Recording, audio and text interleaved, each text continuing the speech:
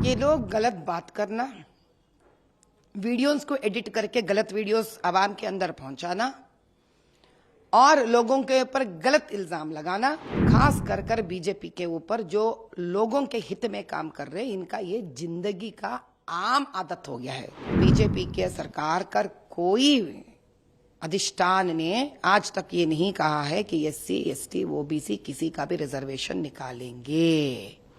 जिस वीडियो को ये लोग एडिट कर कर अपना मनमानी कर रहे हैं, उनके ऊपर केस भी दर्ज करे हैं। अब जल्दी वो लोग बाहर निकलेंगे, उनको कड़ी सी कड़ी सजा होगी।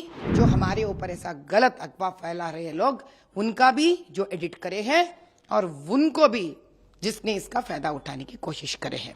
एड्रेस करते हुए ये बोला था कि बीजेपी के सरकार पूरे रिजर्वेशंस को खत्म करना चाहता है, कॉन्स्टिट्यूशन को चेंज करना चाहते हैं, इसको आप कैसा देखते हैं? ये लोग गलत बात करना, वीडियोस को एडिट करके गलत वीडियोस आवाम के अंदर पहुंचाना और लोगों के ऊपर गलत इल्जाम लगाना, खास कर कर बीजेपी के ऊपर जो लोगों के हित में काम कर रहे हैं, इनका ये जिंदगी का आम आदत हो गया है, दिन का दिन आदत हो गया इनका।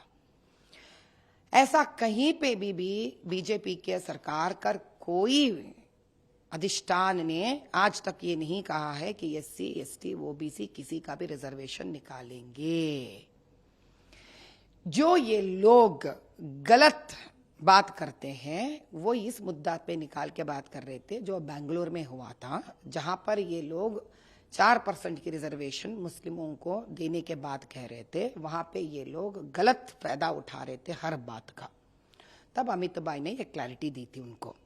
जिस वीडियो को ये लोग एडिट कर कर अपना मनमानी कर रहे हैं, उनके ऊपर केस भी दर्ज करे हैं। अब जल्दी वो लोग बाहर निकलेंगे, उनको कड़ी सी कड़ी सजा होगी। जो हमारे ऊपर ऐसा गलत अफवाह फैला रहे लोग, उनका भी जो एडिट करे हैं और उनको भी जिसने इसका फायदा उठाने की कोशिश करे हैं। अगर भाजपा में एससी, एसटी, ओबीसी का रिजर्वेशन निकालना होता तो क्या एक एसटी महिला मुर्मू जी को इस देश का प्रेसिडेंट बनाया जाता? ये अवाम को सोचना पड़ेगा। ओवैसी जैसे लोग, कांग्रेस जैसे पार्टियां लोगों में गलत फहमी उठाने के लिए, गलत मैसेज भिजाने के लिए बहुत बहुत प्रयत्न कर रहे हैं। लेकिन अब आवाम को ये जागृत होना पड़ेगा कि जिस देश में 10 सालों से इतना शांति है, जो अमन है, यहाँ पर सबका साथ, सबका विकास, सबका प्रयास, सबका विश्वास लेकर हमारे मोदी भाई और अमित भाई आगे बढ़ रहे हैं, उन पर भरोसा करने पर ही आपकी भी जीवन भाग्य के तरफ और अभिवृद्धि की तरफ जाएगी। Ma'am, Ashutosh Owaisi has also said over the beef controversy issue that's going on. He said that why is there a case being registered? If you want to do anything, you can directly shoot me. How do you see the statement coming on? He is a person who shoots everybody.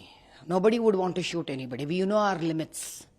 We know our limits. We know legally what is fair, what is unfair. We don't take law into our hand like Asaduddin or AMIM party. These are the people who throw stones, who hit Siyasat editors. These are the people who hit and beat social workers. These are the people who hit and beat the RTI activists. We are not AMIM. We are not Asaduddin. These people stoop down from their levels to go to any extent to ensure that people are curbed under the fear factor. If he is doing a mistake, if he is going against the law, we will lodge a complaint.